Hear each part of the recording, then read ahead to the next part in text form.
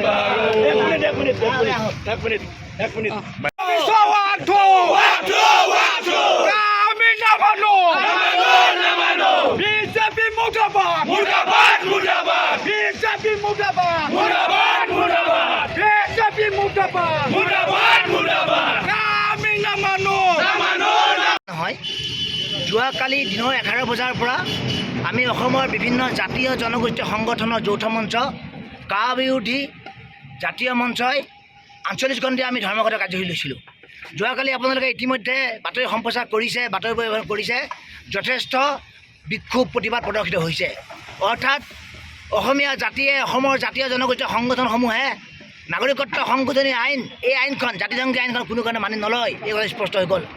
অসমীয়াৰ প্ৰতিগৰাকী অসমীয়া মানুহৰ সম্প্ৰদায় মানুহৰ হৃদয়ে হৃদয়ে কাৰ বিৰোধিতা আছে। যিকোনো পৰিস্থিতিতে অসমীয়া ৰাইজে ৰাজপথলৈ ওলাই আহিবলৈ ইতিমধ্যে সাজু হৈ উঠিছে। যদি কেন্দ্ৰত থকা বিজেপি চৰকাৰখনে প্ৰধানমন্ত্ৰী নৰেন্দ্ৰ মোদী, গৃহমন্ত্ৰী অমিত শ্বাহ ডাঙৰীয়াই এতিয়াও যদি অসমীয়া জাতিৰ আৱেগ অনুভূতি বুজি পোৱা নাই, তেতিয়া ইয়াতকৈ ভয়ংকৰ পৰিস্থিতি হ'বলৈ কিন্তু গৈ আছে। আৰু সেইবাবেই যোৱাকালি আপোনালোকে দেখিছে কা আইনখনৰ প্ৰতিলিপি আমি দাখিল কৰিছোঁ। আজি আমি প্ৰত্যেকেই আমাৰ যিমানবিলাক সংগঠন আছে, সংগঠনৰ কৰ্মকৰ্তাসকলে ইতিমধ্যে জোৰ প্ৰতিবাদ কৰিবলৈ ৰাজপথলৈ ওলাই আহিছিলোঁ। কাৰণ অসমীয়া জাতিয়ে এতিয়া নিজকে হত্যা কৰাটো কোনো কাৰণে বিচৰা নাই। কা আইনখন অহাৰ লগে লগে লাখে লাখে বিদেশী নাগৰিকত্ব দিয়া হ'ব। কিমান আহক ডাঙৰ কথা নহয়। 2014 চনলৈকে যিমান আহিলে সেইখিনি মানুহক যদি নাগৰিকত্ব দিয়া হয়, অসমীয়া জাতি ইয়াতে এঘৰীয়া হ'ব লাগিব। আৰু সেইবাবে এই প্ৰতিবাদ। ইতিমধ্যে খবৰ আহিছে মহামান্য উচ্চতম ন্যায়ালয়ে অহা 19 তাৰিখে তাৰ সম্পৰ্কত শুনানিৰ ব্যৱস্থা কৰিছে। যিহেতু 19 তাৰিখে মহামান্য উচ্চতম ন্যায়ালয়ৰ কাৰ শুনানি হ'ব, গতিকে আজি আমি এই জোৰ প্ৰতিবাদ কাৰ্যসূচীৰ পৰাই আমাৰ যি আঞ্চলিক ধৰ্মঘট কাৰ্যসূচী আছিলে তাক আমি সাময়িকভাৱে স্থগিত ৰাখিছোঁ। দ্বিতীয় কথাটো হ'ল 19 তাৰিখৰ বিয়লি 3 বজাত অসমৰ সকলোবোৰ জাতীয় জনগোষ্ঠীয় দল সংগঠনে এখন বৃহৎ সভাৰ আয়োজন কৰিছোঁ। আৰু এই সভাত পৰৱৰ্তী কাৰ্যসূচী সম্পৰ্কে আমি আলোচনা কৰিম। কিন্তু এটা কথা স্পষ্ট, কোনো কাৰণতে অসমীয়া জাতিয়ে নাগৰিকত্ব সংশোধনী আইনখন মানি নলয়। আগতে লোৱা নাছিল, আগলৈ নল'ব। আন্দোলন চলিবই যেতিয়ালৈকে নাগৰিকত্ব সংশোধনী আইনখন বাতিল নহ'ব। ইয়াৰ বিৰোধিতা কৰি সকলোৱে আন্দোলন কৰিব। আন্দোলন কৰাটো অসমীয়া জাতিৰ এটা নৈতিক দায়িত্ব যেন আহি পৰিছে, এই কথাটো আজি স্পষ্ট হৈ গ'ল। আৰু সেইবাবেই আধুনিক অসমৰ বদন, ইতিহাসৰ আটাইতকৈ কলংকিত মুখ্যমন্ত্ৰী ডক্টৰ হিমন্ত বিশ্ব শৰ্মা আৰু পূৰ্বৰ মুখ্যমন্ত্ৰী সৰ্বানন্দ সোণোৱালে অসমীয়া জাতিক হত্যা কৰিলে।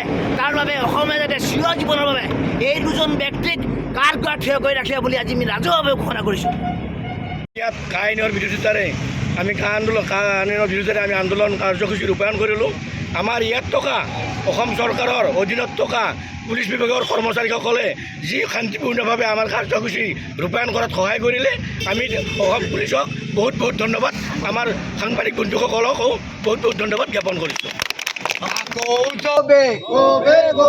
বিজেপি হাই হাই বিজেপি গো বেক বিজেপি হাই হাই বিজেপি কালাগি নচলিব বিজেপি কালাগি নচলিব।